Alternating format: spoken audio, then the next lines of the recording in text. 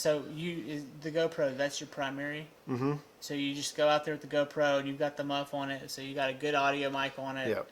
And it seems to be enough for you. It seems to be doing good. Yes, I want to upgrade at some point. It's just I think the move's to use your phone. a lot of people are using your phone. It's just You just need to do what you've done to the GoPro there. Yeah. Only just with the phone. with a camera cage on your phone. Yeah. And I honestly it's the move. It is and I've seen some of the bigger channels doing it. It's just when I see somebody out recording the phone, it's like, are you really legit? Like you can't even spend money on a camera. That's a personal. Well, they did, and that camera cost them $1,300. Like that's what's crazy about it. Yeah. And then the cage. Well, I mean, this costs $1,300. So. I mean, it's not. Well, that's what I'm saying. Yeah. Is that the new iPhone? Yeah, it's the 12 Pro. So that camera's way better than your I know. GoPro.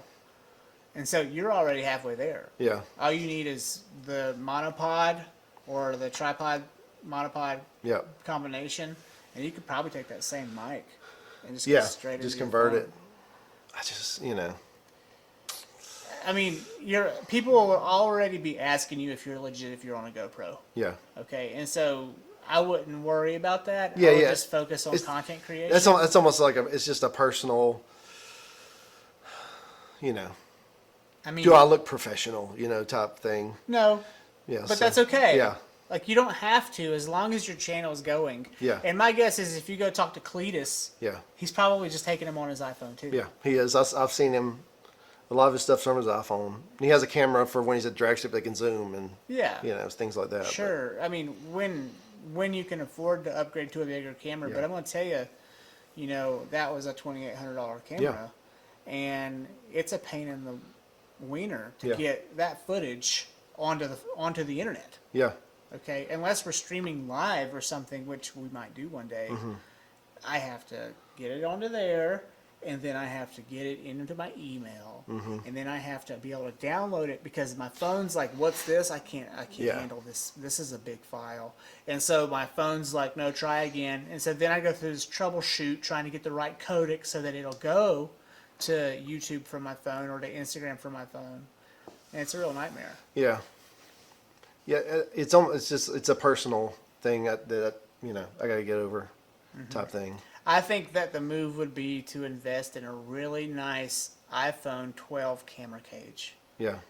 And at that point, the camera cage will look pretty cool. Yeah. It won't fit in your pocket, but... Yeah. But I almost need a second phone at that point because a lot of time I'm doing like Instagram pictures with my phone as I'm recording. Mm-hmm. Or I guess I could go back to my camera so I've got a DSLR that I took pictures with for a long time. Yeah, I don't know. Yeah, it's just... I would try to do everything on the phone. Yeah. Like that's what I would, if I could. Yeah.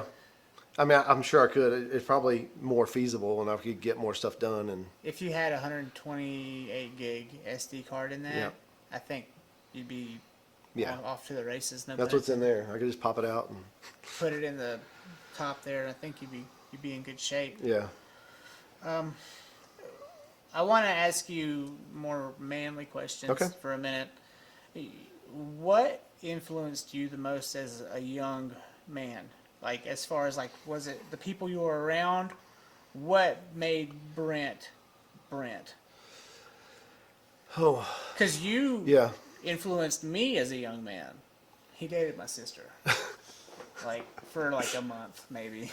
Then we were mainly friends after that. Yeah. So. But he taught me how to snowboard. You were in the ranks with my Uncle Jerry and, a few other people. But, I was heavily influenced by you as a middle schooler. And I thought you were really cool.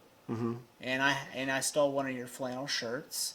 And that's what little kids do, right? Yeah. Who influenced you similarly? Oh man, I guess my dad for one. I mean, he was a big influence on me.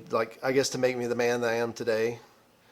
I really respect my dad and just everything he did for us. But then also, my friend Mike. I met him. When I graduated high school, I went to work. I guess this is my second full-time job at a furniture factory, and I met Mike. And he really taught me how to work on cars and things like that. Which my dad did some, but like when we got into drag race and stuff like that, it's where our friend Mike, you know, he's like, you can come over, hang out, and he basically, you go hang out and you just get in the car with him, you know? Yeah. And just... Were there any external influences on you, like in the media at the time? Because this was the 90s. Yeah. So. I mean, not that I can really remember. I mean, I didn't really watch TV that much, you know, other than Seinfeld. Mm-hmm. But I didn't really get into that until it was off the air. You know, I got in reruns. Yeah. But, I mean, that's really... Because I would work with Mike all day, and then we'd be at his house till midnight, and then I'd go home and sleep. And, you know, I spent a lot of time with him, and he's a really smart guy and just knows a ton about cars. He knows a ton about... And he's still around. He's still around, yeah. And because he's like, how much old? He's like 8 years older than me. I mean, I'd like to know what's that like to still have your dad around and these other people around? Because I lost my dad at 34. Yeah. And I mean, you knew my dad really well. Yeah.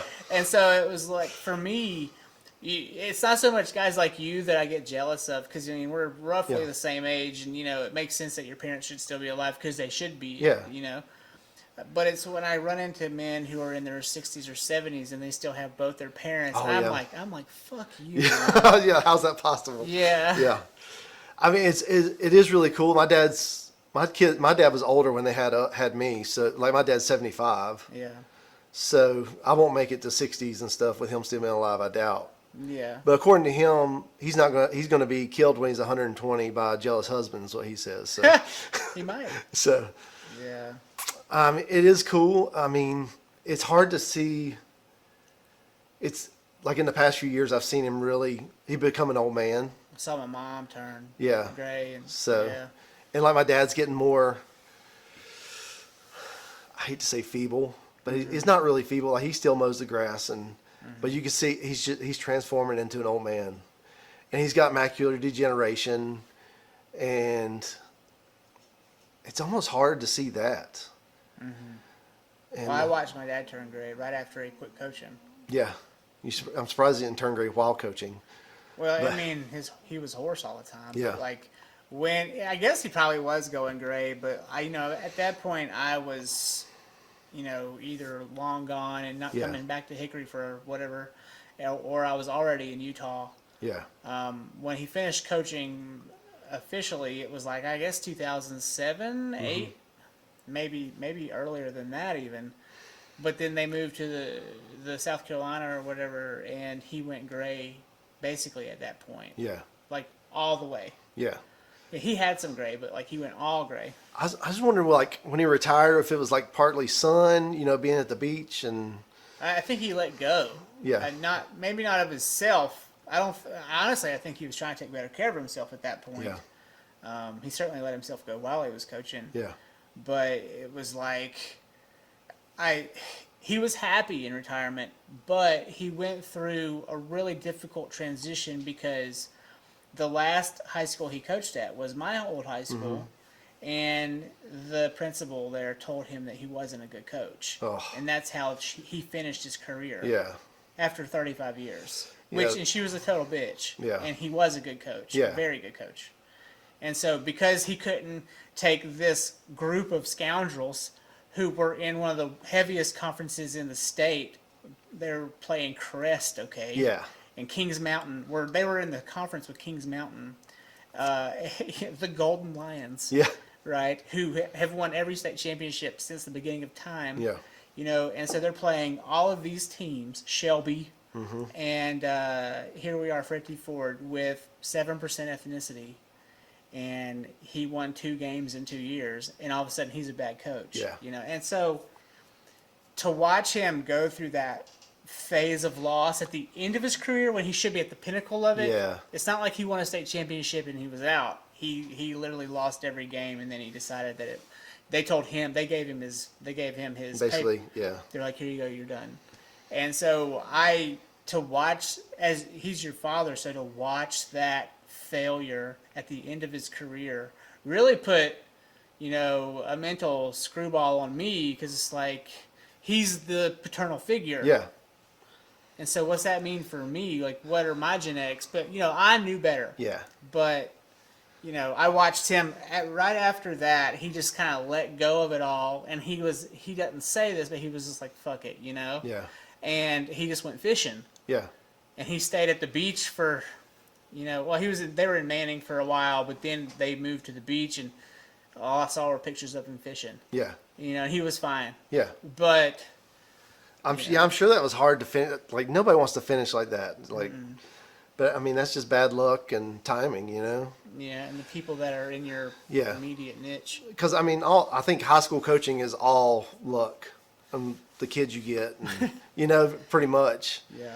I mean, the coach has a lot to do with it, but He was never chasing a championship Yeah. either. The year after I graduated is when he inherited the team. And the party crew of 2002 was not a good batch. yeah, Okay, they were just, they were undisciplined, and there was a lot of the coaching staff before him let them slide on a lot. And so when my dad came into that team, he kicked off like, I don't know, like probably 5 kids who were like the starters because they were smoking weed in the locker room. yeah. Right? He did the right thing. And so he wasn't like, he could have chased a conference championship, Yeah. maybe. Like, they weren't going to the playoffs probably, but he could have kept them on the team and won more games. Yeah, But what would that serve those guys? Yeah. It wouldn't. And what's crazy is years later, probably a decade or more later, several of the guys who got kicked off came to me like Yeah. out of the woods, and they're like, "Your daddy really taught me some lessons." yeah.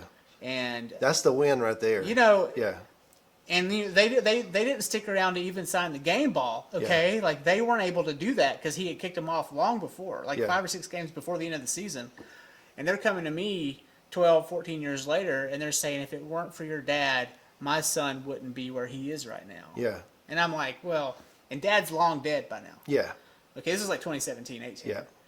And so, That's the win, though. He just didn't get to see it. no. And so, I don't know. It bugs me. Yeah, but I'd say that's a total win. That's a better win than the state championship. Yeah. You made a difference in somebody's life Yeah. versus making somebody a king in high school.